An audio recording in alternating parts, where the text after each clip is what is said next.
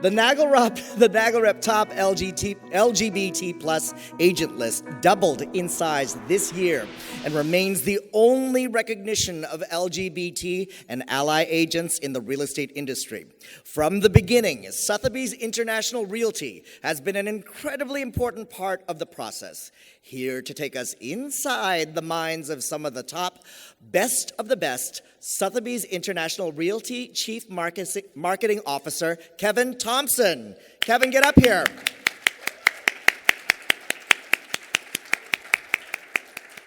Where'd you go? Here, Kevin. Hi. We got super drunk together last night. All right, have fun. I don't know what he's talking about. I don't. Okay. So we're really excited to be the sponsor for the second year in a row of the top LGBT plus agent list. There are a number of, as Alec mentioned, the list really grew this year, but there are a number of people on the list attending this event, so we wanted to honor them and pay tribute to them. So I'm going to go through the list, and if you're in the room, it would be great if you want to stand up, if you want to wave and say hello, and we want to recognize your achievements. So we'll start with individual sales volume and team sales volume. So Avi Dan Gore, David Grega, Brad Hinckley, Chris Lim, David Oliphant, Stephen Porzio, Scott Stewart, Michael Tessero, and Jay Kipp. You want to stand up if you're here in the room and say hello? Thank you. For team sales volume, Philip Belenki, Sasha Blanchette, Brett Cavaness, Stephen Cooley, Eric Copper, Scott Curcio, Christopher Fling, John Westfall Kwong, and Kevin Brown. If you're in the room, please stand up.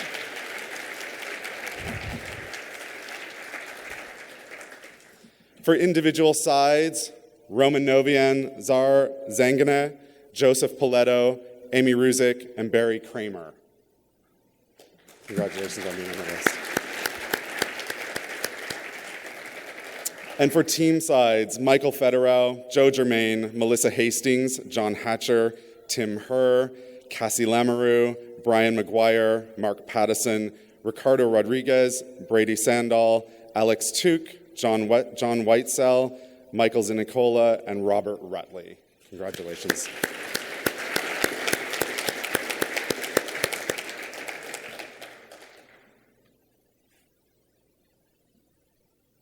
Okay, we also have a special announcement from Sotheby's International Realty, and I'm really excited about this. We've been talking about this for some time at the brand level. Inspired by NAGLREP and all of the amazing work that this organization does and what Jeff has created, Sotheby's International Realty is really excited to announce today the formation of Pride Connect, which is an affinity group for individuals associated with Sotheby's International Realty. We want to support the LGBT plus community within our brand, within the bigger RFG family, within Realty, and of course across the industry. So we just wanted to take the moment to announce that is coming into being today. And yes, thank you. You know, we're a brand that's been around for 275 years through our association with the auction house, and I think this is, you know, a really exciting way for a powerful and aspirational brand to lend its voice and be supportive of all that's happening here and everything that NAGLREP does as well. So we're very excited about it, and you can look forward to some exciting news to come. So I want to take some time. I'm going to invite some individuals up on the stage to chat a little bit today about just that, about what brands can do in this space and the role that they've played, what they should be doing, sometimes what they shouldn't be doing. I think sometimes the eagerness of some heads of marketing to be inclusive and to be involved in a discussion around diversity might mislead them and lead them to make some mistakes. So I think it's an important conversation to have. And so I would like to call on Kevin Brown, Ricardo Rodriguez, Jay Kipp, and Amy Ruzick to join me on stage, please.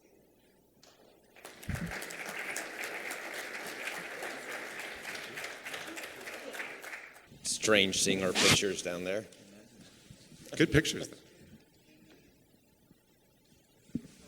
Oh, so we have to be in order. Okay, thank you, Jeff. We're very orderly about this.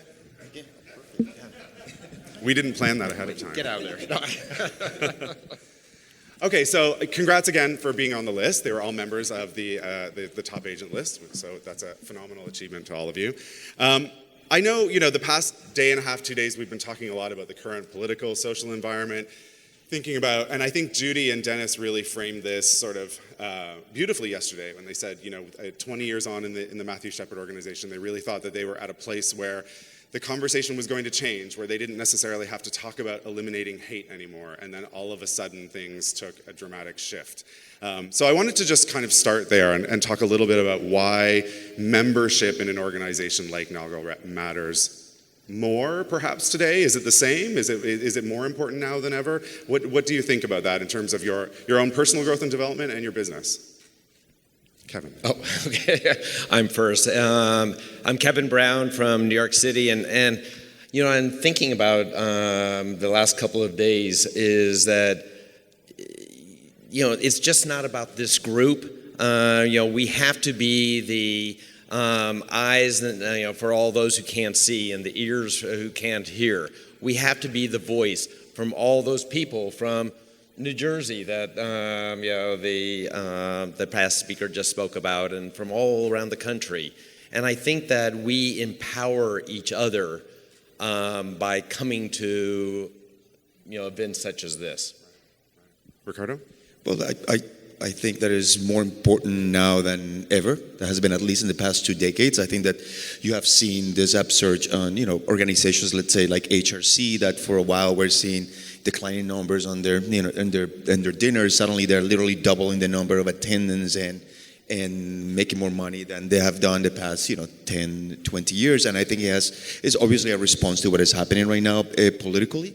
I do think that organizations like NAGLREP are extremely important, and I would say that what we need to do as an action item is to try to encourage as many people to actually join the organization, because we need to continue to build influence, and we need to continue to build an organization that can represent not only the members but those people that are out there that maybe necessarily don't have a safe space. I think that we sometimes get lost in our own little forest, right? We are here, we are doing all this stuff, we can talk about how great we are and how gay we are, all this stuff, but it's not necessarily the case for everybody who's practicing real estate. And so I think that our obligation is to grow the membership, to spread the word about that it's important that again LGBT real estate professionals do matter, and that there is a safe space. And so that's the way that I see it. Excellent. Thank you.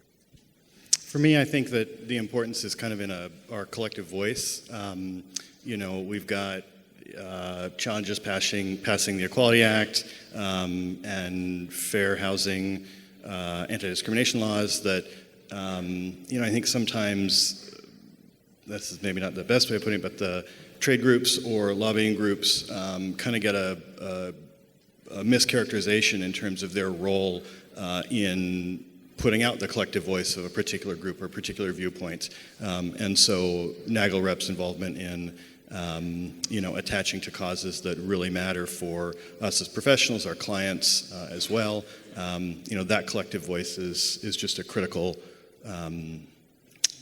piece of the equation. I think the organizations such as NAGLREP are even more important than before. I used to volunteer for a lot of nonprofits with the idea that, well, someday we won't need this nonprofit because we'll have marriage equality, we'll have equal rights, we'll be recognized, and we won't be discriminated against. And then the last couple of years, I just have really realized that was pretty naive, and that we're going to have to keep doing all that hard work until fear and hate no longer prevail. So I do think it's incredibly important, and I think as consumers, our best use or our best way of having a voice is how we use our dollars. Right. Yep. But I would also, add to it what we've all said is that it's just not good enough to be inspired by all the talks that we've heard. We have to find not our inner voice, we have to find our inner anger. I mean, there is just, and there's all, as we all know, every day there's new reasons to be angry. And so what are we going to do? Are we all just going to take the last couple of days and say, oh, isn't this fun? Or are we going to go back and do something? I like that. I mean, I think that, that taps into this idea of representation and that really taking sort of the forefront, right? The networking opportunities are amazing, and organizations like this provide amazing opportunities for us to get to know each other and work together. And so I was at a conversation, I was part of a conversation with the New York Times when I was at the Cannes Lions Festival in February, and it was really fascinating to me how there was this shift to a focus on representation and the idea that perhaps some of these conversations need to move beyond inclusion and diversity, because I think a lot of that ends up becoming sort of a box that gets checked. And it was interesting, in part of that conversation, one of the people said, if your head of inclusion and diversity looks like me, you've made a mistake somewhere along the line. You're checking a box, but you're not thinking about what that representation really means. So, I'll open it up to anyone on the panel. Do you think that the conversation needs to move beyond that? Is there a next level in terms of true representation? Absolutely. I think it's about the intersectionality of the human condition, right? It's about the fact that each one of us sits here as wearing as many hats as we have, and I think that historically it's been segmented, and it's been this whole conversation about LGBT rights, minority rights, like all these things. And at the end of the day, now when we find ourselves on a situation that most likely this world hasn't found itself in 50 years, we realize that we are being, attacked as human beings, and so it is that intersectionality, I think, that has acknowledging that we intersected, I think, is what's changed everything. And so the growth of organizations like NAGLREP, it's incredibly important, but also I think that further relationships between organizations, let's say like NAGLREP and NAREP and ARIA and all of the different organizations talking about real estate, I think is also should be part of that strategy. Because again, we sit here, being whole human beings and not just being that one, specific segment. Thank you. Thoughts on representation, moving beyond inclusion and diversity as just as talking points? As far as brands, I guess I've been inspired by brands have now gotten out and are vocal on both sides of the issue. And I remember like in 2015, there was this Tiffany's ad, and it was the first time that they had put two men on the cover or in an ad, and like that was wonderful. That's now all kind of matriculated down to Procter & Gamble and all of their brands, and we see a lot of the inclusion on a kind of a content basis. I'm inspired when companies go a step further. Being a Seattle guy, it was a big deal when Howard Schultz stood up at a public meeting. I think it was their annual meeting, and someone challenged him about the gay rights policies and pro-inclusion policies of Starbucks, and his challenge back to the investor was, well, if you don't like what we're doing, you can sell our stock. And that's a whole other level of involvement at a brand level and at a corporate level that I'm glad to see we're kind of getting there. Will every corporation do that? No. The challenges of a publicly traded company are short-term in nature these days, but those are good kind of brand things that I see going on. Right. But I think that we historically have made a mistake in thinking that corporations are human, But on the flip side of that, doesn't the Supreme Court think they are? Yeah, thank you, the Supreme Court, exactly. But that on the flip side is that we, as members of corporations, should have a voice and should propel. I mean, you look at, I think it's far, far more impressive and powerful for Realty, for instance, the New York City Gay Pride Parade. They were in the forefront. Well, everybody's watching that. And it's a little bit, and we might resent it, but it's a stamp of approval. And saying, well, why should we have to have a stamp of approval? Don't worry about that. For corporations, so we are the corporation, and so we need to voice, that with our own companies on the, smaller level, and then the big corporations. Right, Amy. I was going to say I was on the board of Twin Cities Quorum, which is the Twin Cities GLBT Chamber of Commerce, part of NGLCC, and it had started as a small business owners chamber of commerce, and it really grew with our corporate membership. And some people didn't like that as much. Like, this is for small businesses, but the reality is every one of those big businesses, big corporations that became sponsors or supporters. And members were also sending a message to their employees that, hey, we're supportive, we are inclusive. Right. So this is interesting territory for me. I mean, I'm a brand guy, right? I talk about marketing day in and day out, and I think this is, it can be a slippery slope when brands step into this space, right? How many people saw the memes about Listerine back in June for Pride when they announced, a few people did. So Listerine put a Pride flag on a bottle of mouthwash.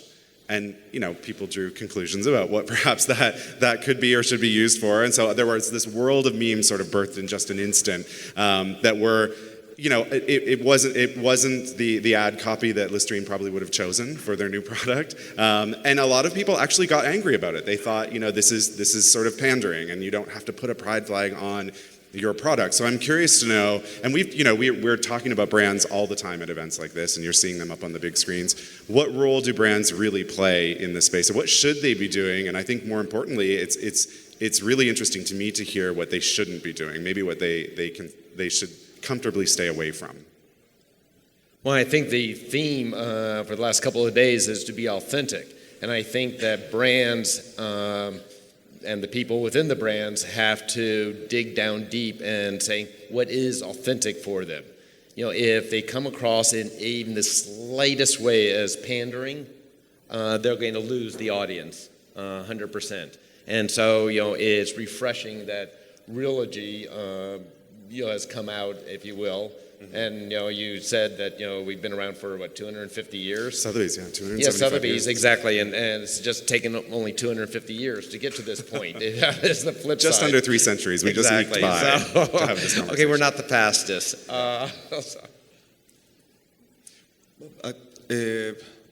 It's actually a really interesting question, I think, because I do think that the real role is not necessarily around the brand, but I think it's around the corporation, right? And if we go back to the importance of a NAGLREP, it's about that. It's about the kind of like the power of numbers, and so I do think that we are very lucky to be in a field, like real estate, in which the majority of, if not all of them, understand the importance of the value of what each one of us brings to the table. Because obviously we are dealing with a basic human need, right? Housing. So everybody needs a home. So the corporation in itself, I think, understands that it's important to protect and to promote and to articulate that value. But I do think that outside from real estate, I think that what we need to do, and I think we did it very, very clearly, up to when we got a little bit comfortable after, gay marriage, and we thought that this was it, It's really to push those corporations to articulate their value, not around the brand and the pride flag, because who cares?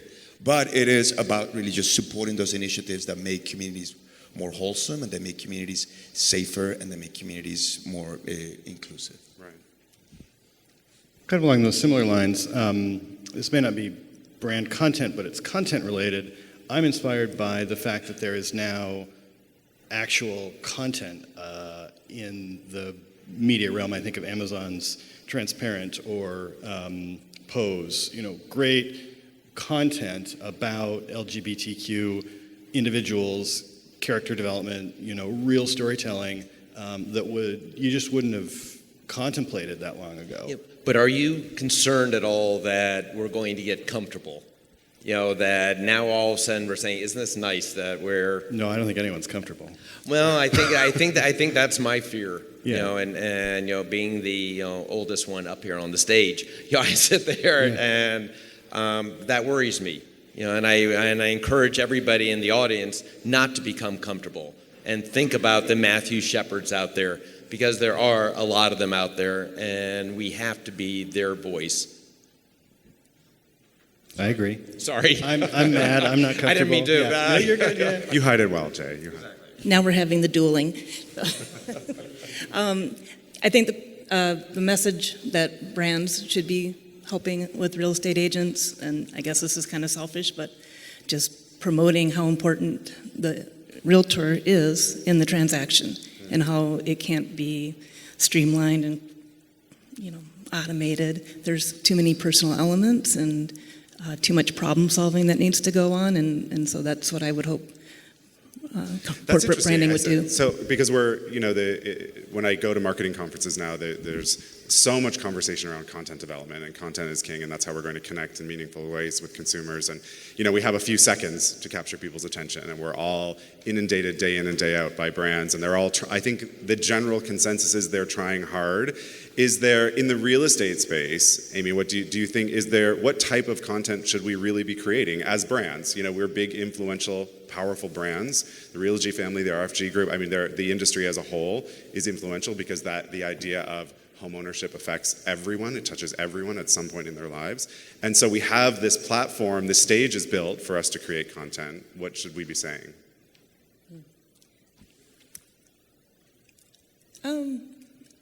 That's a good question. Sorry. I think there's a lot of debate around this right now because I think the fear is that maybe we don't want to get comfortable. We don't want to come off as superficial. We want to say things that are meaningful. Mm-hmm. But I think you made a really interesting point that the complexity of what our agents do day in and day out, and and being able to address representation in that way and tell those stories might be the most effective way to do so. Yeah, and just increasing the visibility of what we do bring to the table in a transaction. And the knowledge that we have and how we help people and maybe just upgrading our image overall. And about content, now you're making me think about it. I think telling people's stories. You look at some of the stories that we heard today. It touched all of us.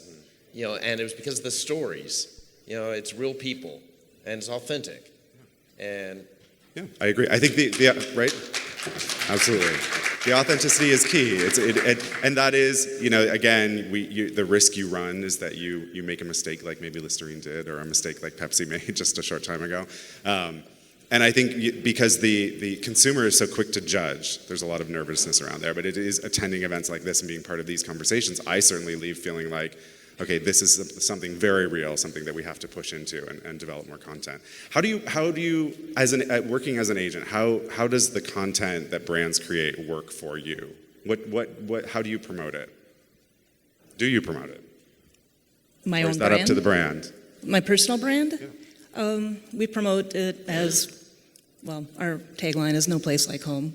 That's our website, but we really have taken the approach of getting involved in our community. We don't buy internet leads. We did a long time ago and stopped pretty quickly.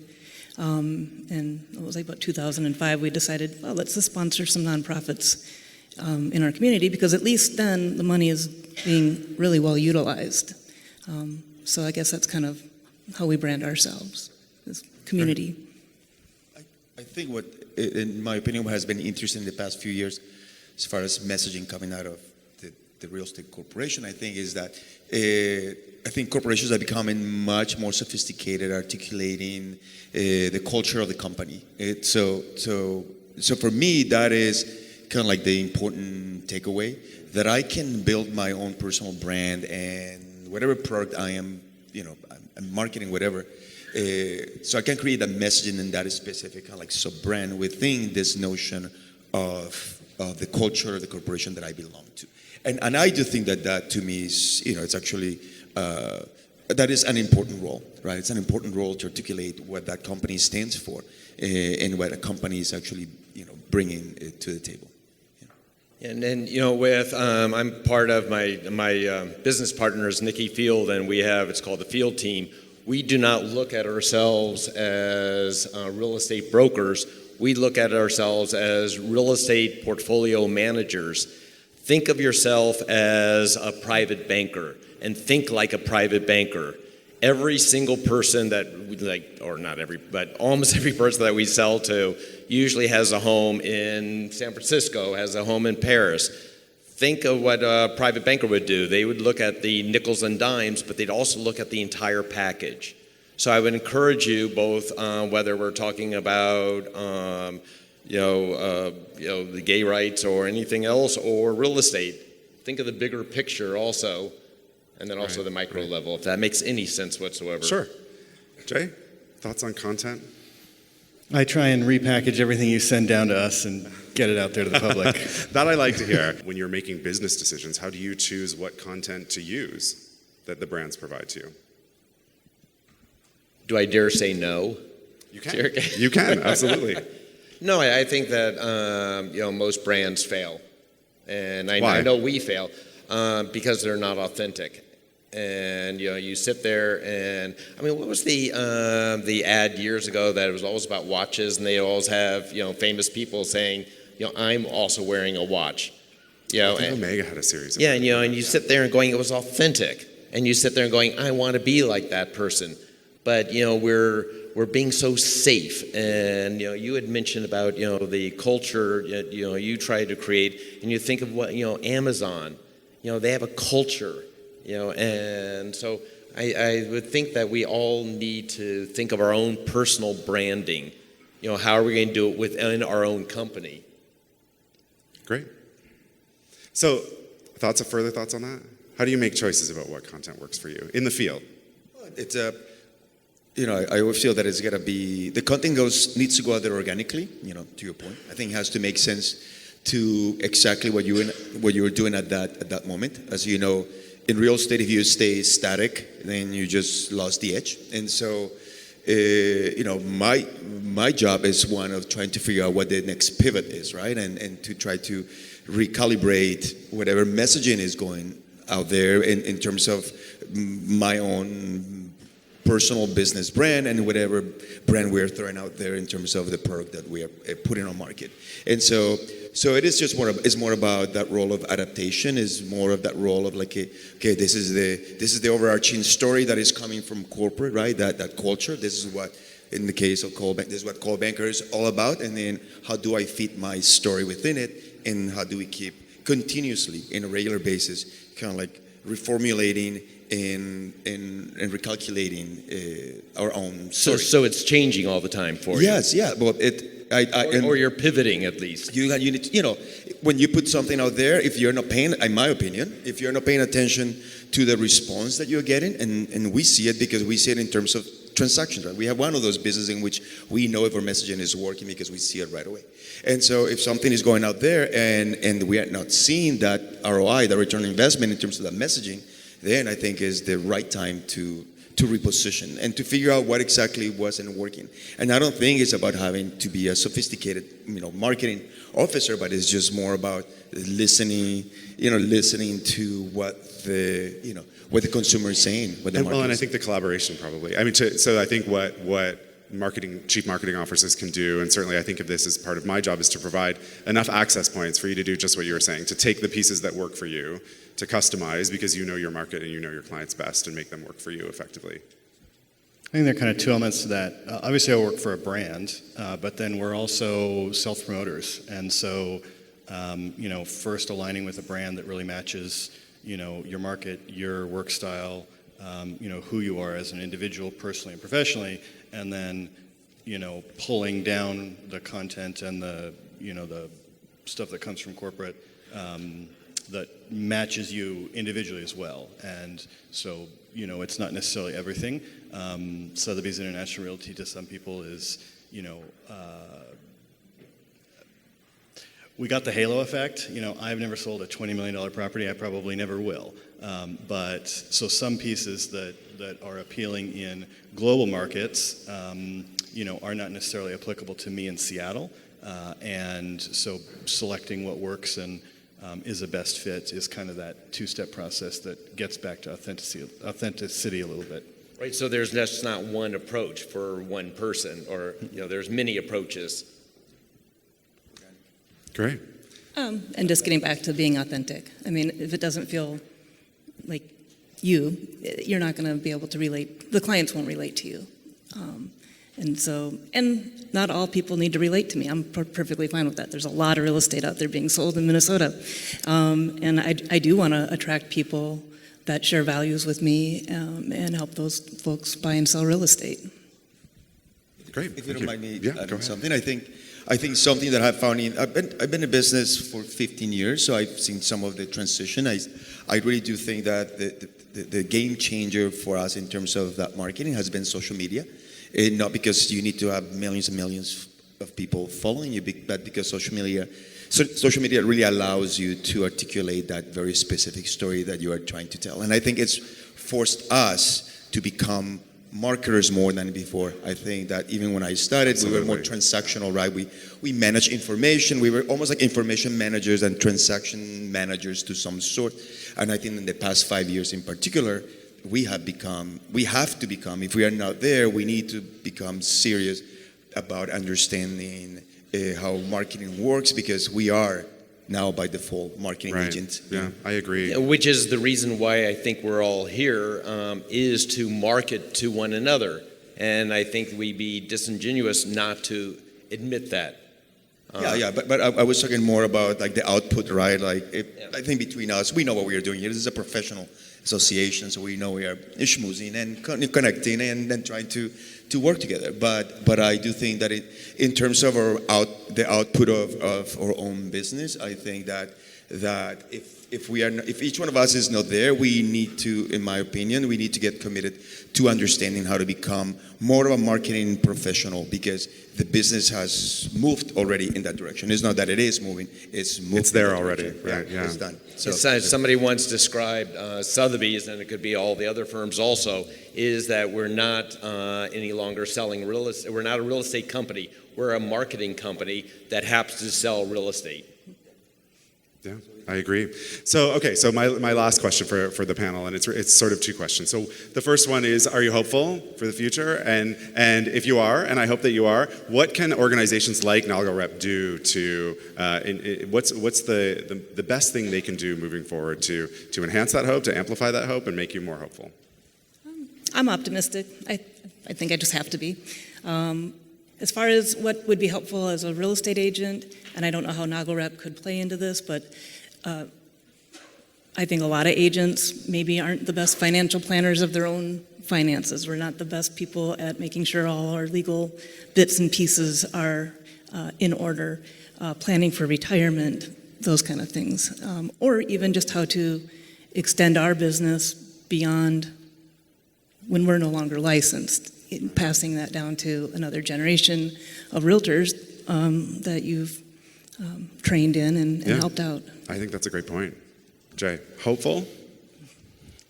We got an election coming up. We'll see. Talk to me in a year and whatever. So what can NAGLREP do to make you more hopeful, or organizations like Stay this involved. I mean, it's just, I think that everything these days ends up going back to policy and ends up in a courtroom sooner or later. And that's, to be involved in that process is a big part of what needs to continue to happen. Because, no, I don't think any of us are comfortable right now, and you can be angry and hopeful, right? Yeah, that's about it. Yeah, I am hopeful. I'm hopeful because I think that we are active, whether you are angry or whether you are very hopeful or whether you are in the middle. We are active. I think that we are re-engaged in some way or another. And I think that's something that I don't think that we have experienced in a while. I think that we got a little bit too comfy. It was going on, and we thought that we had it in the bank. And then we realized that somebody can pull that rug, from under us very quickly. And so I think re-engagement, to me, is the most hopeful thing. I don't think that we are all sitting in the sidelines any longer. I do think that the importance, as I mentioned, or I think that the important role in the future of organizations like NAGLREP are that growth, and I think is their ability to communicate with other organizations that represent communities and people that are part of ourselves that are doing exactly the same work. Because if you have a unified message from a NAGLREP, a NAREP, an area, whatever, those conversations inform what happens at the NAR level, they inform what happens at the local board levels, and we need those boards to not only worry about the business itself, but worry about the humanity of the business and to worry about the people that are actually doing it. And I think that's a great point, that unified messaging across those. They're big, powerful organizations. Yeah, I think that's a great point. Yeah. I want to vote for you. You should run for something. Oh, God. I'm a child of the 60s, so I sit there and going, come on, guys, find your anger. This is, like silly. Women, I remember 30 years ago, women, it was like they made 72 cents on the dollar because, they don't have a penis. Are we allowed to say penis? I think so. God, oh, and now women make 78 cents on the dollar. Come on, guys. But I think that was a very good point that you just made, is that there, instead of like the organizations just being one organization here and one there, that there should be a unified voice. But we should be angry. And I think it does make a difference. I'm angry. Yeah, we all are. But I think it does make a difference, because at the end of the day, we inform what the organizations that represent us in that political process, what they're going to do. We inform what the messaging that NAR is going to be delivering when they are looking at the statements that are making around real estate. And I think it's just a way of humanizing the business and putting faces. Not that we are not aware, but I don't think that we are really. And there's an obligation there, right? Is, absolutely. Okay. So I think that's a great place for us to end, right? Understanding the obligation, we can get mad, we should be angry, and when we need to be, and we're optimistic and hopeful for the most part. And Jay, we're going to bring Jay along kicking and screaming with us. Exactly. All right. Thank you, everybody, for taking the time to talk to us. Thank you, John. Give a huge round of applause for our panel. The experts. You were at a queer event, Kevin. You can say penis. Say penis. Penis.